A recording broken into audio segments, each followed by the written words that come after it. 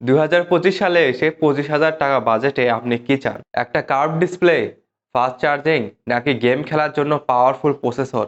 ঠিক এই জায়গাতেই স্যামসাং তাদের নতুন গ্যালাক্সি A17 5G নিয়ে অদ্ভুত একটা গেম খেলেছে।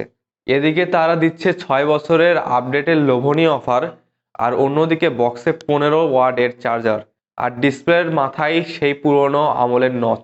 আজকের ভিডিওতে আমরা দেখব রিয়েলমি বা ইনফিনিক্সের ভিড়ে এই ফোনটি আসলে কাদের জন্য। এটি কি সত্যিই ভ্যালু ফর মানি নাকি শুধুই ব্র্যান্ড ভ্যালু? চলুন একদম সত্যটা জেনে নেওয়া যাক। আর ভিডিওটা ভালো লাগলে সাবস্ক্রাইব।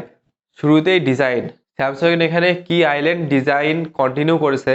পাওয়ার বাটন আর ভলিউম লকার একটু উঁচু হয়ে থাকে, যেটা পকেটে হাত দিয়ে খুঁজে পেতে সুবিধা হয়। পিছনে গ্লাস্টিক বডি আর ম্যাট ফিনিশ দেখতে বেশ প্রিমিয়াম লাগে। হাতের ছাপ পরে আবার স্ক্র্যাচ হওয়ার সম্ভাবনাও আছে। সবচেয়ে ভালো দিক হলো এর প্রোটেকশন। সামনে আছে গরিলা গ্লাস ভিক্টাস এবং এটি IP54 রেটিং, অর্থাৎ ধুলো বা পানি ছিটে ফোটায় এর কিছু হবে না। কিন্তু IP রেটিংটা আর একটু বেশি দিলে ভালো লাগতো। কিন্তু বিল কোয়ালিটি নিয়ে আমার কোনো অভিযোগ নেই। ফোনটা হাতে নিলে বেশ শক্তপোক্ত মনে হয়। ডিসপ্লের কথায় আসলে স্যামসাং মানে সুপার অ্যামোলেড 6.5 ইঞ্চির এই প্যানেলের কালার কন্ট্রাস্ট এবং ভিউইং অ্যাঙ্গেল অসাধারণ। মুভি বা নাটক দেখার জন্য এটা একটা বেস্ট চয়েস হতে পারে। আর 80 নিটস HBM ব্রাইটনেস আছে, যেটা সূর্যের আলোতেও দেখার জন্য উপযোগী। কিন্তু সমস্যা হলো এর রিফ্রেশ রেট আর ডিজাইন।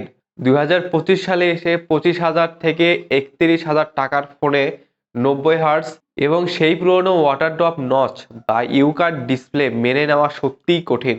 যেখানে প্রতিযোগী স্মার্টফোনগুলো দিচ্ছে 144 হার্টস এবং স্লিম বেজেল, সেখানে স্যামসাং এর এই মোটা চিন দেখে মনে হয় ফোনটি 3-4 বছর আগের পুরনো সেই ডিজাইনেই আটকে আছে। সিঙ্গেল স্পিকার দিয়েছে তারা, এখানে ডুয়াল স্পিকার থাকলে আরো বেশি ভালো লাগতো।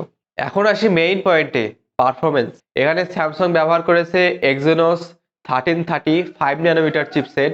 অন পেপার এটা 5 ন্যানোমিটারের চিপসেট হওয়ায় ব্যাটারি সাশ্রয়ী, কিন্তু পাওয়ারের দিক থেকে এটা কতটা শক্তিশালী? আমরা যখন পাবজি বা ফ্রি ফায়ার টেস্ট করলাম, তখন এর রেজাল্ট ছিল অ্যাভারেজ। আপনি স্মুথ গ্রাফিক্সে 40 FPS এ গেম খেলতে পারবেন, কিন্তু হাই এন্ড গেমিং করার জন্য এই ফোন একদমই না। বেশিক্ষণ গেম খেললে ফোনটা গরম হয় এবং ফ্রেম ড্রপ লক্ষ্য করা যায়। আপনি যদি গেমার হয়ে থাকেন বা হেভি গেমিং করে থাকেন, তাহলে 25 থেকে 30,000 টাকার মধ্যে অন্য অপশন দেখা বেটার। তাহলে মানুষ কেন এই ফোন কিনবে? উত্তরটা হলো সফটওয়্যার। গ্যালাক্সি A17 5G এ আপনি পাচ্ছেন অ্যান্ড্রয়েড 15 এবং ওয়ান UI 7। স্যামসাং কথা দিয়েছে তারা 6টি মেজর অ্যান্ড্রয়েড আপডেট দেবে। এর মানে হলো 2031 সাল পর্যন্ত আপনার স্মার্টফোনটি একদম লেটেস্ট সফটওয়্যারে চলবে। এই প্রাইস পয়েন্টে অন্য কোনো চাইনিজ ব্র্যান্ড 1 থেকে 2 বছরের বেশি আপডেট দেয় না। যারা ফোন কিনে 4 থেকে 5 বছর নিশ্চিন্তে ব্যবহার করতে চান, তাদের জন্য এটা একটা গেম চেঞ্জার। তাছাড়া কিছু AI ফিচার্স রয়েছে, যেমন সার্কেল টু সার্চ, জেমিনাই ইত্যাদি। ক্যামেরার ক্ষেত্রে স্যামসাং এখানে খুব সেফ গেম খেলেছে। মেইন সেন্সর 50 মেগাপিক্সেল, যাতে আছে OIS। দিনের আলোতে ছবিগুলো বেশ শার্প, কালারগুলো একটু পপি বা স্যাচুরেটেড থাকে, যেটা সোশ্যাল মিডিয়ায় দেওয়ার জন্য পারফেক্ট। ওআইএস থাকায় ভিডিও ফুটেজ বেশ স্টেবল আসে, আর হাঁটার সময় ভিডিও করলে কাঁপুনি একটু কম বোঝা যায়। তবে 5 মেগাপিক্সেল আল্ট্রাওয়াইড লেন্সটা কাজের কাজ চালানোর মতো, ডিটেলস খুব কম। কিন্তু ভালো লাইটিং কন্ডিশন থাকলে এর থেকে ভালো আউটপুট পেতে পারেন। আর 2 মেগাপিক্সেলের ম্যাক্রো লেন্স ওটা না থাকলেও চলতো। আর ভিডিও রেকর্ডিং করতে পারবেন 1080p 30 fps এ। ভিডিওতে স্টেবিলিটি একটু আছে আর জিটারিং আছে। সেলফি লাভারদের জন্য 13 মেগাপিক্সেলের ফ্রন্ট ক্যামেরাটি ভালো স্ক্রিন টোন দেয়, তবে লো লাইটে কিছুটা স্ট্রাগল করে। 5000 mAh ব্যাটারি আর 5 ন্যানোমিটারের প্রসেসর, এই কম্বিনেশনে ব্যাটারি ব্যাকআপ দুর্দান্ত। সাধারণ ব্যবহারে অনায়াসেই 1.5 দিন চলে যাবে। কিন্তু দুঃখের বিষয় হলো বক্সে তারা মাত্র 15 ওয়াটের চার্জার দিয়েছে, আর এই ফোনটি মাত্র 25 ওয়াট চার্জিং সাপোর্ট করে। ফুল চার্জ হতে সময় নেয় প্রায় 1 ঘন্টা 20 মিনিট থেকে 30 মিনিট। যেখানে ওপো রিয়েলমি 80 ওয়াট চার্জার দিচ্ছে বক্সে, সেখানে 15 ওয়াট মানা একটু কঠিন।